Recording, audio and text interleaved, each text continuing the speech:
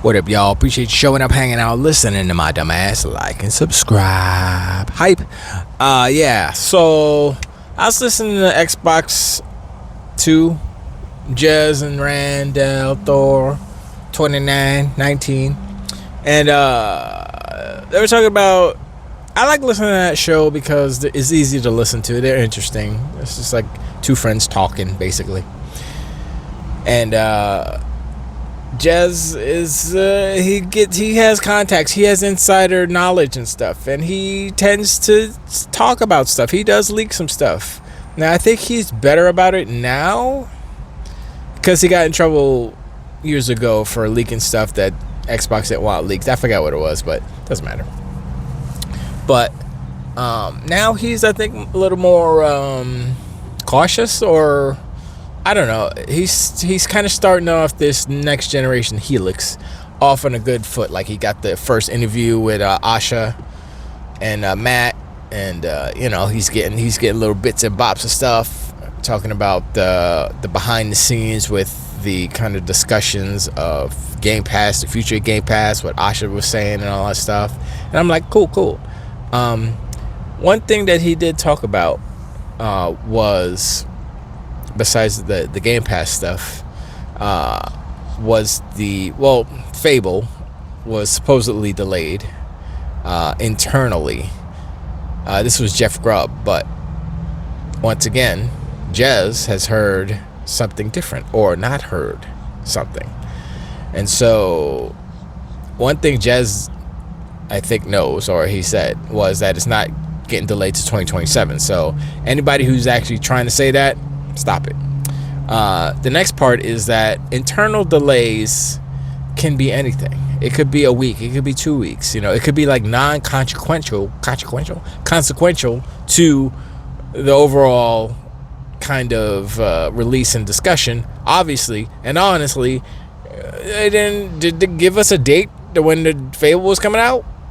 I don't believe they did. I think the only date we got is Forza, right? Forza Horizon 6. We don't have a date for Fable. We don't have a date for Master Chief, Halo, Campaign Evolved. We don't have a date for Gears either. We don't have a date for anything except for Forza. So when they say it's delayed, once again, it could be for a week. It could be for it could be for a month. And still it wouldn't matter, because they say, okay, well, we were going to launch in August, but now we're going to launch in September. So, or they were going to launch in September, maybe they'll launch in October. I think that October would be a better month to launch because there's giant pumpkins in the game, and there's a giant in the game, and you could feel a little Halloween-y. Know what would be cool? If Playground Games did this, I would be like, okay, this just be Crimson Desert. If Playground Games put seasons in Fable. Now I know there were seasons that I think there was like time passes by in I think Fable 2 or whatever, or maybe the first one too. I don't remember. I never played the third one. But if they literally had seasons, like they say, okay, a season could be a week. Like, so each you could do it like Forza. I mean, it's Forza Tech, so I would say it's not impossible to do seasons in Fable because it's literally the same engine. So why couldn't they do it, right? And then people just get different clothes, and there's snow, and then springtime and summertime, and that'd be dope. Fall, that'd be crazy nice. Wouldn't that be that would be the super surprise? I'd be like, okay, Crimson Desert, I don't know, you look kind of spooky right now because Fable got seasons. I'm just saying, that would be cool. If y'all listening, do it, put it in real quick. That's why it's delayed. They put seasons in anyway. But going back to like Jez, and they were talking about kind of the inner workings of Game Pass, because the Fable thing is like, we don't know anything, so whatever. But the Game Pass stuff was interesting because I know I spoke on this on a previous video, but basically Asha is like, yo, Game Pass we need to make it more affordable and blah blah blah, make it more alluring to customers, basically, mainly more affordable, because that's the main thing, value. And so they were kind of talking about the different ways, and I said do a la carte, right? You say what you want and that's what you get. Now, logistically, that's crazy because you're going to have different entitlements and how they set that up and how many can you have. Or they can say, okay, at this tier, you can choose this, this, and this. You could choose games, what type of game, or so, I don't know. And different tiers you get, the more tiers you go up, the more stuff you can choose, something like that. That'd be cool. But like the one that I'm more interested in is the first party games. Like if they give you just first party games and the day and date stuff minus Call of Duty, because I don't need Call of Duty. If I want Call of Duty, I'll buy Call of Duty, but I never really bought Call of Duty, so I don't need Call of Duty, so whatever. But like Forza Horizon, I'm actually gonna buy that too because it's that good. So, and that's the thing about Game Pass is like, well, you get a discount. Also, if the game is good, you're gonna buy it. So having Game Pass doesn't even matter, right? Like if Crimson Desert was in Game Pass, I probably would have just played it through Game Pass and not bought it. But at the same time, kind of playing it, if I would have played it in Game Pass, I would have been like, and if it would have went on sale, definitely would have bought it. Like when the prices go down, I go get it. You know what I'm saying? And that's what's up. And so that's why I get a lot of like oh yeah, I bought Cyberpunk for 20 something, so $26 or something on sale, and it came with the Phantom Liberty DLC too. So I was like, let's go. So I put that all in there, and then I had what else did I have? I'm trying to remember. I had gotten a bunch of indie games, which they're fine, they're okay. But I'm trying to remember what I got. That. Oh, I bought the I bought Prototype 1 and 2.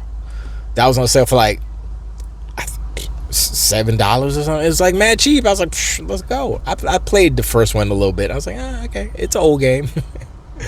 And like, stuff like that. I bought the Batman trilogy, Arkham trilogy. That I think that was for like $10 or something, or $7 or something like that. I was like, I would be a fool not to buy this, because I remember Arkham Asylum was dope.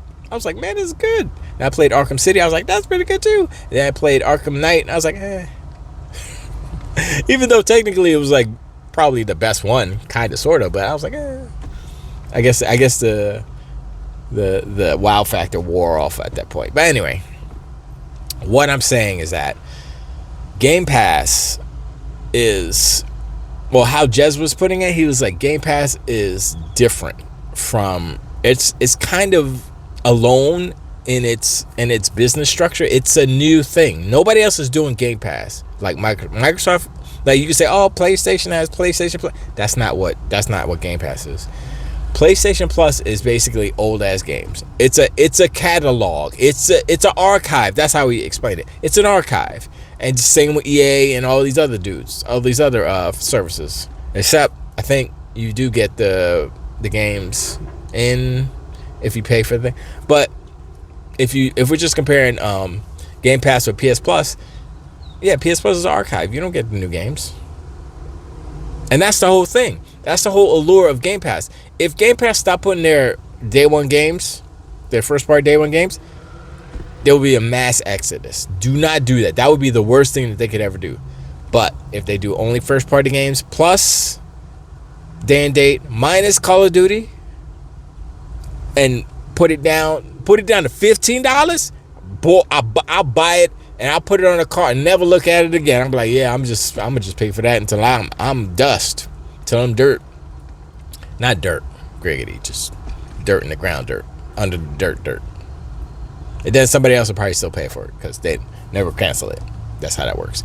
Anyway, but yeah, so it's just, honestly, if they would have just went to $25, it probably wouldn't have been a big deal. But I think, like I said, this goes back to my conspiracy theory where I think that Phil and Sarah set it up. Like, they knew that they were like, oh, damn, we kind of messed up. It's not working out. So what do we do? Instead of them trying to save face for themselves, they were like, yo, let's set it up for the new kid. Yo. Who, Asha? Like, yeah. Like, all right. What are we going to do?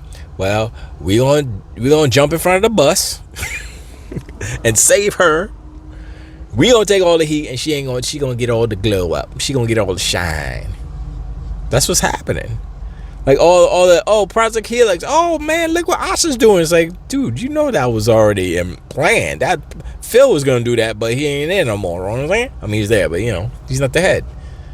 So it had to be orchestrated that way. I mean, you can't tell me that it's like, oh, Asha, now that she's the boss, all this stuff. It was gonna happen anyway. They just planned it. It's Phil. I think it was Phil's idea, because Phil's that type of dude. He's like, yo, I'm gonna retire anyway. Why should I just stay here and announce the console and then leave, and then just leave Asha in the lurk? You know what I'm saying? In the lurch or whatever. She'd be like, oh, what do I do now? And then it'll seem like she doesn't know what she's doing. She doesn't get that head start or whatever. She doesn't get the benefit of it. She just get nothing. She gets nothing. It makes it harder for her, and makes it harder for her, makes it harder for the brand. So now what's happening is Asha's getting credit, I guess, which, whatever, if you want to ascribe it to her, that's fine. But I think that once again, a lot of people are saying, as time will tell, we'll see how she does in the role. But as far as what's happening, as far as her discussions, that's her, right?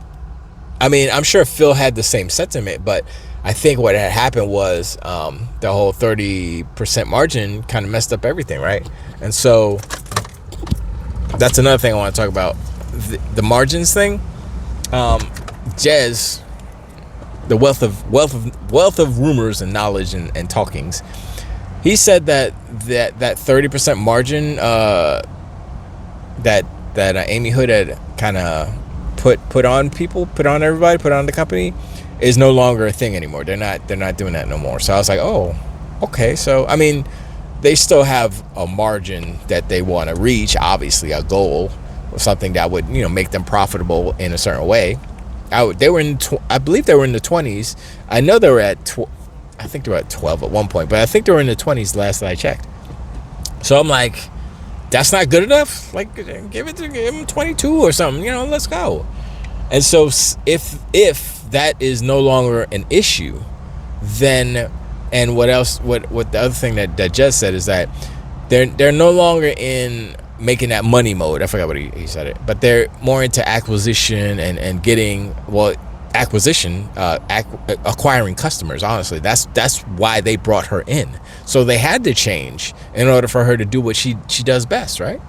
And so they're gonna invest in maybe more studios, or they're investing in FanFest. Obviously, they're doing a world tour. Come on, son, it's not coming to Miami or nothing. I mean, whatever. I would have went and I would have saw Alex there and be like, "Yo, what's up, bro?" And he would say, "Hey, you're short." And I was like, "Yep, I am. Let's hang out." And then we go get some.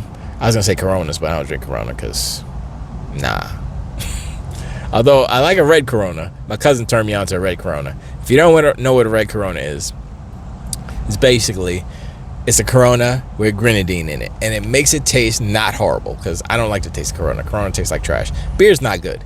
I drink rum. Anyway, that's not the point. So Asha's here. She's doing these things. She's kind of formulating plans for what Gamepass will turn into. Everything that I've heard that people have said referring to her talking about it, I like all the things that I've heard. I'm like, okay, yes, please, yes. Anything better than $30. I mean, even though I will pay the $30 a month because I still think it's the best deal in gaming, it lost that moniker to a lot of people, and what doesn't help is, like Destin said, yeah, once the price went up, I said nope, and I canceled it, and I haven't had it since. And a lot of very high up there, very prominent content creators who have a lot of followers said that, and that's what you don't want. And Asha knows this. That's why they're trying to change it.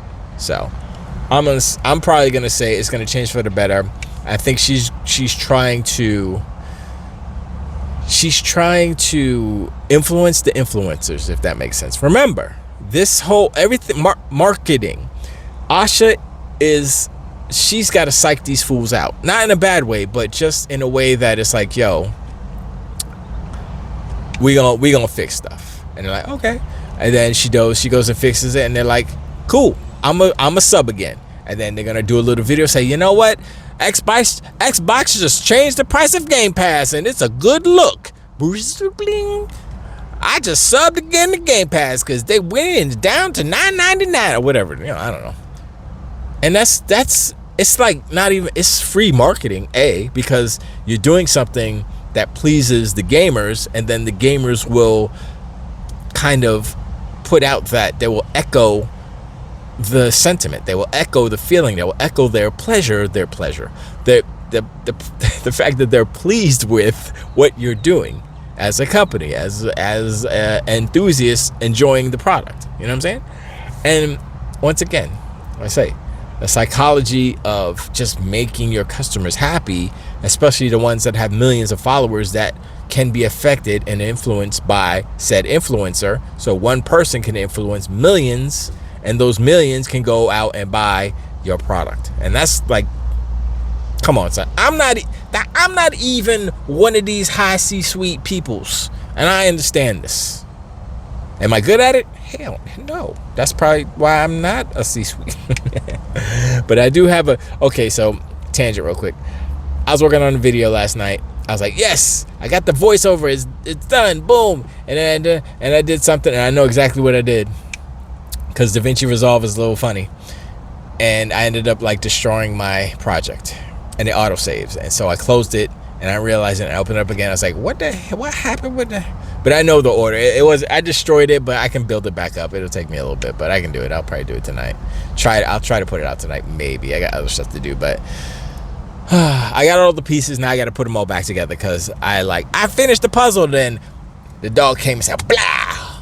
So you ain't done, son. Feed me, and then you fix the puzzle again. My dog talks. I don't know. He's a talking dog, and he has opposable elbows. That's an elbow, right? I don't know. Anyway, I am feeling enthusiastic, right? It's like I haven't felt this way since, I would say, when the Dreamcast was like rolling, before they went down to the abyss. Like how about this? When I was playing Tokyo Extreme Racer on my Dreamcast, and I was like, yo, this is so much fun. This is what I'm feeling now. I mean, outside of like any particular game, but it was just like, yeah, this is what it is. It's gaming, having fun, yay. And I'm starting to feel that again. Because all of the vitriol and all of the trolls out there, they're trying to be negative Xbox bad, blah, blah, blah, but it's not working because they haven't done anything to step on those proverbial rakes. No more green rakes. It's all blue rakes now. The rakes turn color. Yep. And it's bad when a donkey steps on a rake. Forget about it, because they are heavy. It's like so bad. If it's wooden, it will break on the donkey's head. And if there's a donkey unicorn, it go right in the horn. But if it's one of those anyway, I was gonna say fiberglass. Anyway, I think I went too deep on it. Pause. So, in closing, Xbox is on a very positive trajectory, and ponies and donkey unicorns, they can't take it. I've been watching Sigs and Serial go after, not go after, but just watch Marlon gaming. Man, Marlon, oh my god. It's hilarious when his wife be yelling at him and stuff. And then Sigs be call him Zesty. Oh man, come on, son. that's just gold. Listen, we got Sigs, we got Alex, we got King. Who else? We got a WBG crew. We got a bunch of headliners, let's just call them. We got they're like the starting quarterbacks, all 5, 6, 4, 5, 7 of them. There's more, but you know what I'm saying. I'd include all the lords, obviously, but King is the more he is the bot, like, because everybody else is all diplomatic. I never did watch Lords After Dark, so maybe I need to watch that. Maybe I need to check that out and see how dirty they get. listen, I'm always gonna have respect for King, because King is, I mean, listen, I'm from Mount Vernon. He's in Mount Vernon. I don't know where he's from, but I was born in the Bronx. But you know, my first house, when I was a baby house, Mount Vernon, 8th South 8th Avenue, close to trying to remember what side it was close to. But then we moved up to Fleetwood. Anyway, it doesn't matter. Mount Vernon was nice. My auntie still live up there. My TT Judy. She still live up there.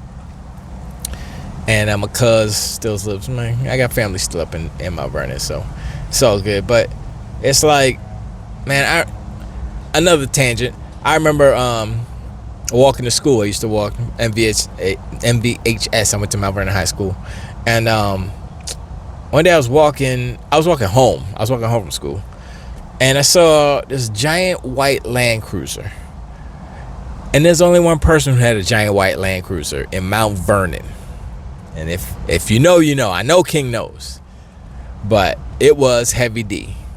Y'all don't remember Heavy D. Rest in peace, Heavy D. And he's driving this big ass white Land Cruiser with the big fat rims on it, big wheels. I was like, oh, that's, he went by. Yeah, I saw Heavy D. That's kind of cool. I mean, that was before I was doing music. I was still in high school, so I wasn't really doing music. I started music after high school. So, and I met a few people, but you know, it's the thing about meeting people who are like famous, like people you've seen on TV and blah blah blah. They're just people. They're just people, just like everybody else. So, like, if you meet Phil Spencer, it's like, he's just a guy. He's a guy. He's just, yeah, you know. You meet super rich people. They're just people too. Although